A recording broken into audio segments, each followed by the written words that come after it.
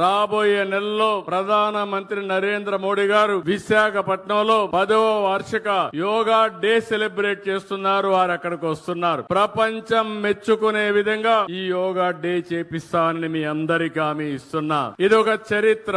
యోగా అనేది మన పూర్వీకులు మనకిచ్చినటువంటి వరం, ఒక వారసత్వం. ఈ విషయం మీరు గుర్తుపెట్టుకోవాల్సిన అవసరం ఉంది. ఎందుకంటే చాలా మంది పేదవాళ్ళు ఆ రోజు ఎన్నో ఇబ్బందులు వస్తున్నాయి. అదే మరి ఆరోగ్య సమస్యలు వస్తున్నాయి. ఇంకో పక్క అందరం కూడా ఆధునికమైన ప్రపంచంలో చాలా బిజీ అయిపోతున్నాం. ఎవరు కూడా సెల్ ఫోన్ చూడకుండా ఉండలేకపోతున్నారు. ఆ సెల్ ఫోన్ల వల్ల గంటల తరబడి సెల్ ఫోన్ అంటే భార్య లేదు, భర్త లేదు, కొడుకు లేదు, బిడ్డ లేదు, ఆ సెల్ ఫోన్ చూసుకుంటూ కూర్చుంటున్నాం. దీనివల్ల లేనిపోని టెన్షన్లు వస్తున్నాయి. అందుకని ప్రతిరోజు ఒక అర్ధ గంట 45 నిమిషాలు మీరు యోగా చేస్తే అన్ని రోగాలు పటాపంచలైపోతాయని చెప్పి కూడా నేను మీకు అందరికి విజ్ఞప్తి చేస్తున్నా. హాస్పిటల్ పోయే పని ఉండదు. అందుకే ఈ యోగా డేని ఒక నెల, ఈ నెల 21 నుంచి జూన్ 21 వరకు ఈ కార్యక్రమాన్ని చేస్తాం. కొన్ని లక్షల మంది ఆన్లైన్, ఆఫ్లైన్ లో ట్రైనింగ్ ఇస్తాం. కొంతమందికి సర్టిఫికెట్లు ఇస్తాం.